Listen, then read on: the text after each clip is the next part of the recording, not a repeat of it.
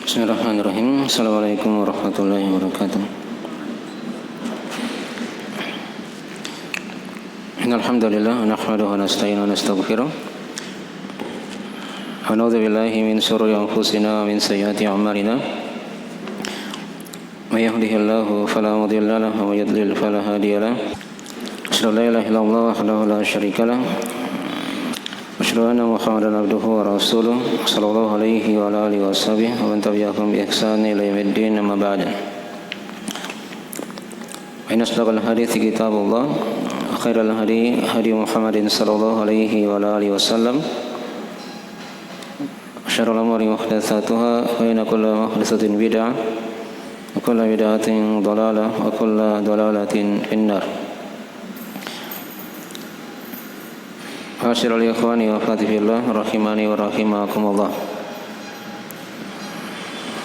Pada malam hari ini kita akan lanjutkan dari pembahasan kitab Al-Usul As-Sittah, 6 pokok agama, karya Syekh Muhammad bin Abdul Wahhab An-Najri rahimahullahu ta'ala. Ini sesi yang ke-6 dari pembahasan buku ini. Ya, kita telah masuk di asal yang kedua, pokok yang kedua dari pokok agama yang diterangkan oleh penulis rahimahullah ta'ala. Yang didiktat ya, di halaman 86 sampai 87. Adapun di PDF di halaman 2 sampai halaman ketiga. Nah, sudah diterangkan pada pertemuan sebelumnya apa itu makna al-ijtima' dan sekaligus lawannya yaitu al-iftiraq.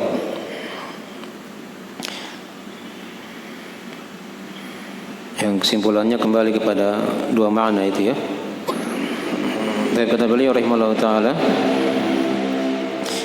fabayyana Allahu hadza bayanan syafiyan tafhamuhu al-awam. ونهانا أن نكون كالذين تفرقوا واختلفوا قبلنا فهلكوا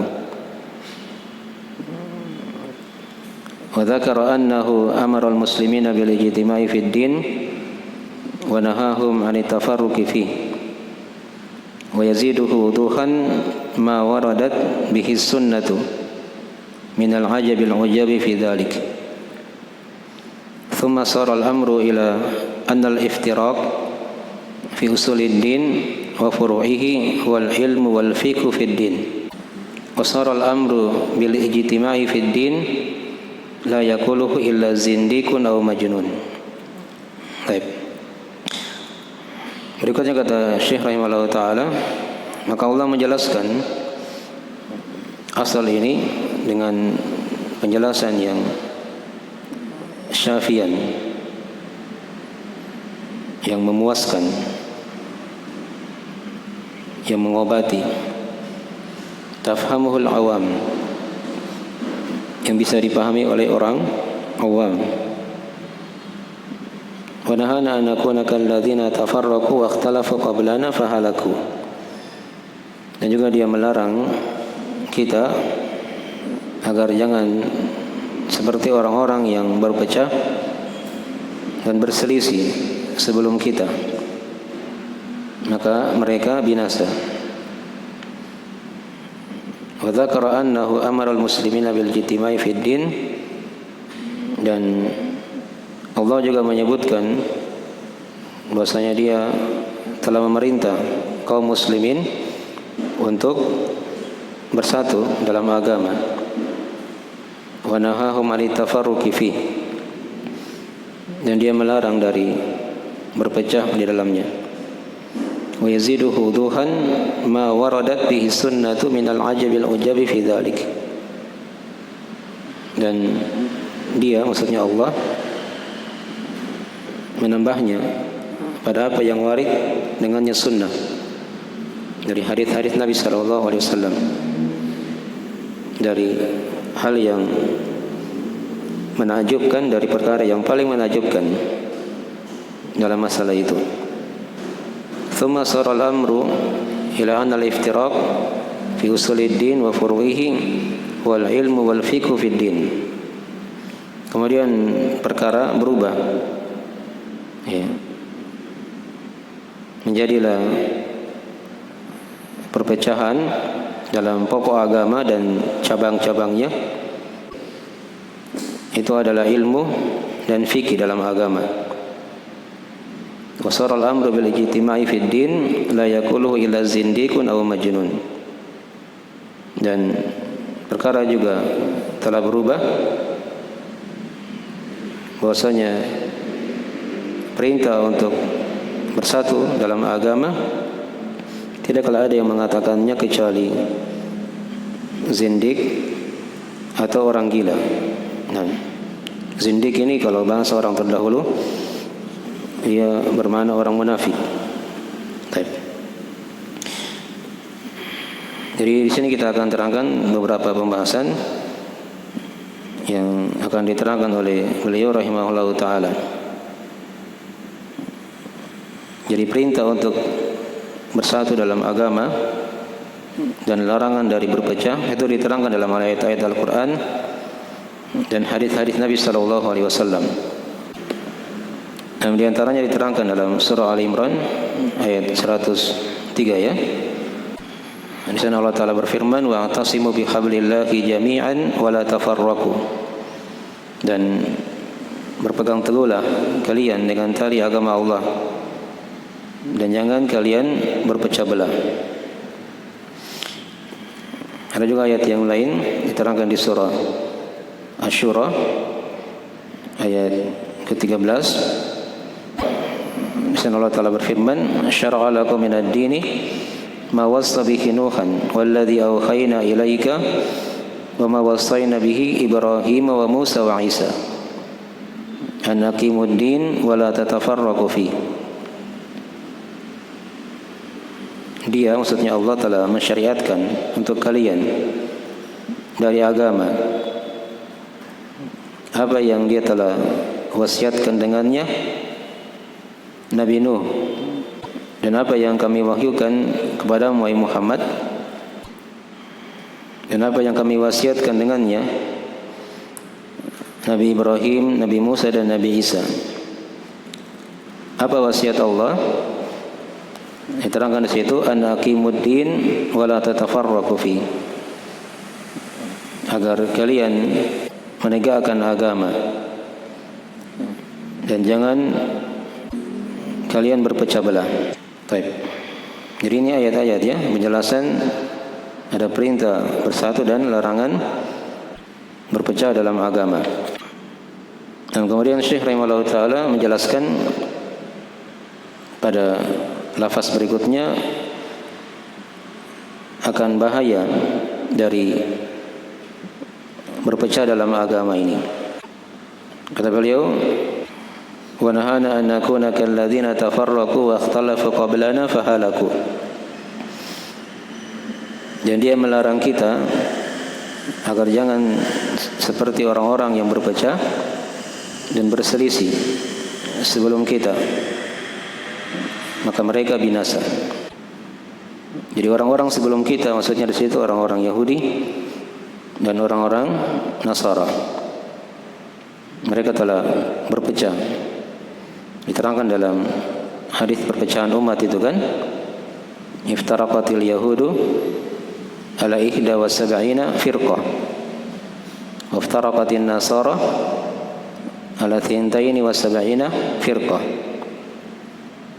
Yahudi telah berpecah menjadi 71 golongan.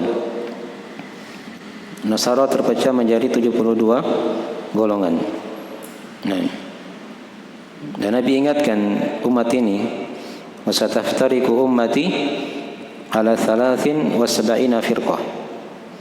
Dan umatku akan terpecah menjadi 73 golongan. Kulluha finnar illa wahidah. Seluruhnya dalam neraka kecuali satu. Itu sahabat bertanya, manhum ya Rasulullah? Siapakah mereka yang selamat itu? Kata Nabi, al-jamaah. Itu orang yang senantiasa menjaga persatuan. Diterangkan dalam riwayat yang lain, beliau bersabda, ma ana alaihi al-yawma wa ashabi.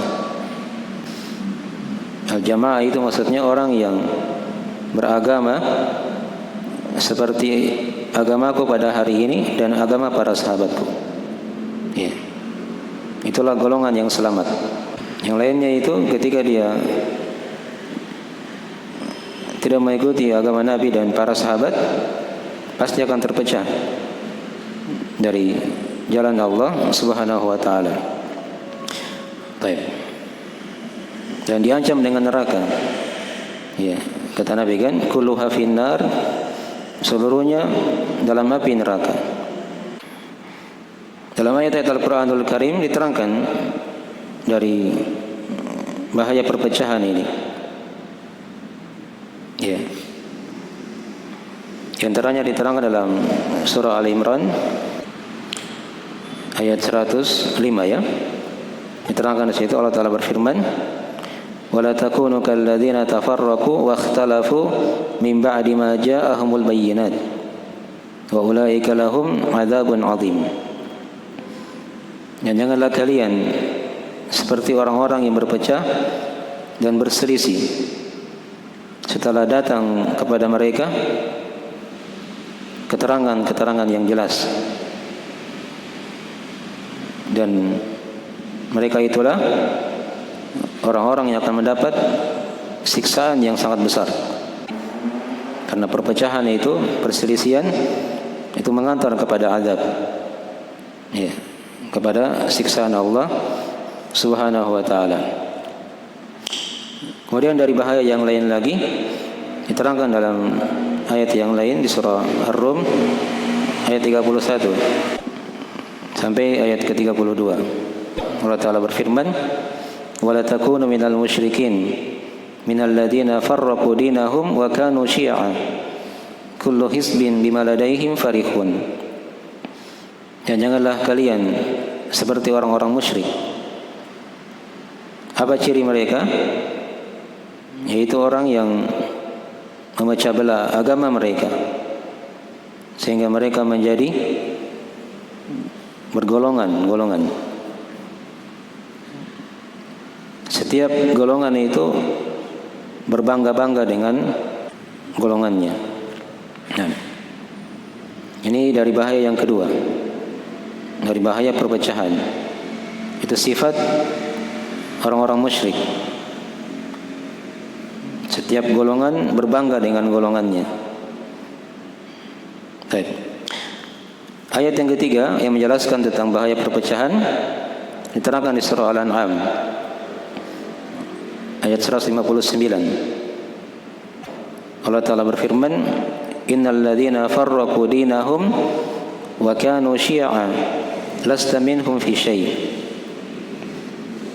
Sesungguhnya orang-orang yang memecah belah agama mereka dan mereka menjadi bergolongan-golongan, engkau wahai Muhammad, ya, bukanlah bagian dari mereka sedikit pun. Ya. Jadi ini bukan agama Nabi. Perpecahan, perselisihan itu bukan dari agama Nabi Muhammad sallallahu alaihi wasallam. Jelas ya? Karena Nabi sallallahu alaihi wasallam berlepas diri dari perkara itu. Baik. Jadi ini sudah 3 ayat.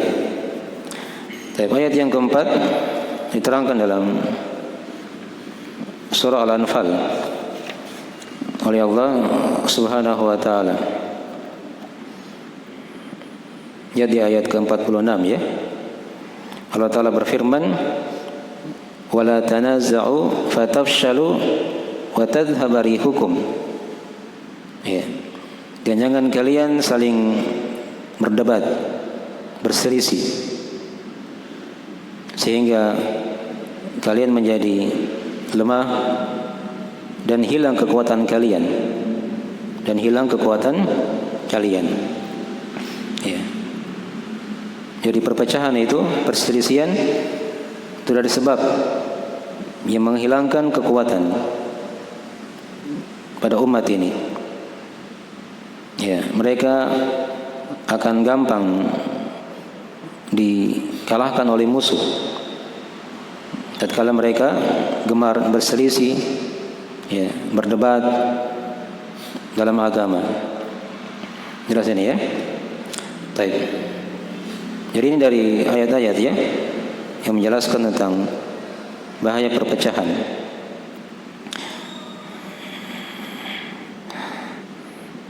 Dan ini juga sekaligus sudah mewakili dari penjelasan Syekh rahimahullah ta'ala yang beliau katakan bahwasanya Allah ta'ala telah menjelaskan asal ini dalam Al-Quranul Karim dengan penjelasan yang sangat memuaskan, ya, tidak ada keraguan padanya. Kemudian beliau katakan wa yaziduhu wuduhan ma waradat bihi sunnah min al-ajabil ujabi fi dhalik. Kemudian Allah Ta'ala menambah kejelasannya itu pada apa yang warid dengannya sunnah, ya, dari hadis-hadis Nabi SAW. Karena hadis juga itu kan dari wahyu, ya. Wahyu itu kan ada dua, ada Al-Quran, ada apa? Sunnah, hadis Nabi SAW. Nah, dan itu semuanya dijaga oleh Allah Subhanahu wa Ta'ala. Adapun hadis-hadis yang menjelaskan tentang masalah ini itu juga sangat banyak, mutawatir dari banyak jalan. Saya bacakan beberapa hadis-hadis di sini ya, yang menjelaskan akan perintah bersatu dalam agama dan larangan dari berpecah. Ya. Nah, di antaranya diterangkan dalam hadis riwayat Imam Muslim dari Abu Hurairah radhiyallahu taala anhu. Di situ kata Nabi sallallahu alaihi wasallam, "Inna Allah yarda lakum thalathan an ta'buduhu wa la tusyriku bihi syai'a wa an ta'tasimu bihablillahi jami'an wa la tafarraqu wa an tunasihu man wallahu Allahu amrakum." Kata Nabi, sesungguhnya Allah telah ridho untuk kalian 3 perkara. Nah, yang pertama, kalian beribadah kepadanya dan jangan kalian berbuat kesyirikan sedikit pun. Yang kedua, kalian berpegang teguh dengan tali agama Allah dan jangan kalian berpecah belah. Kemudian yang ketiga, kalian tulus kepada siapa yang Allah amanahkan untuk memegang perkara kalian, maksudnya kepada pemerintah. Ya. Nah, perhatikan ya, 3 perkara ini itu isi dari usul sita. Asal yang pertama, yang kedua dan ketiga nanti. Ya. Anta'buduhu wa la tusyriku bihi syai'a. Itu kan tauhid dan apa? Kesyirikan diterangkan kan? Yang kedua, ya, berpegang teguh dengan agama dan jangan berpecah belah. Ini asal yang kedua. Yang ketiga nanti kita akan bahas. Seorang tulus, ya, kepada pemerintah. Jelas ya? Ini dasar pijakan ya dari Syekh rahimahullah taala menyusun usul sita ini. Ya. Tapi diterangkan dalam hadis riwayat yang lain dari Ashabus Sunan dari sahabat Al-Irbad Ibnu Sariyah radhiyallahu taala anhu. Itu kata Nabi sallallahu alaihi wasallam, hadisnya panjang ya. Diterangkan di akhir hadis itu, fa innahu may ya'ish minkum fasayara ikhtilafan katsiran. Fa 'alaikum bi sunnati wa sunnatil khulafa'ir rasyidin al-mahdiyyin min ba'di. Addu 'alaiha bin nawajid. Al-hadis. Kata Nabi sallallahu alaihi wasallam, siapa yang masih hidup di antara kalian setelahku, maka dia akan melihat perselisihan yang sangat banyak. Maka kata beliau, wajib atas kalian berpegang teguh dengan sunnahku dan sunnah para khulafa ar-rasyidin al-mahdiyyin. Ya. Sunnah Abu Bakar As-Siddiq, Umar bin Al-Khattab, Utsman bin Affan, Ali bin Abi Thalib. Itu al-khulafa ar-rasyidin. Ya, gigitlah sunnah itu dengan gigi geraham kalian. Tapi diterangkan dalam riwayat Al-Bukhari dari Abdullah bin Mas'ud radhiyallahu taala anhu, kata Nabi sallallahu alaihi wasallam, la takhtalifu fa inna man kana qablakum ikhtalafu fahalaku. Kata Nabi, jangan kalian berselisih, karena sesungguhnya orang-orang sebelum kalian berselisih lalu mereka binasa. Orang sebelum kita dari kalangan Yahudi Nasara berselisih, maka mereka binasa. Ada hadis yang lain lagi diterangkan dalam riwayat Ahmad, disebutkan oleh Syekh Al-Albani rahimahullah taala. Kata Nabi sallallahu alaihi wasallam, al-jama'atu rahmah wal furqatu adab. Iya, persatuan itu adalah rahmat, sedangkan perpecahan adalah apa? Siksaan. Ini hadis bertentangan dengan hadis yang palsu itu ya, yang sudah sering kita dengarkan.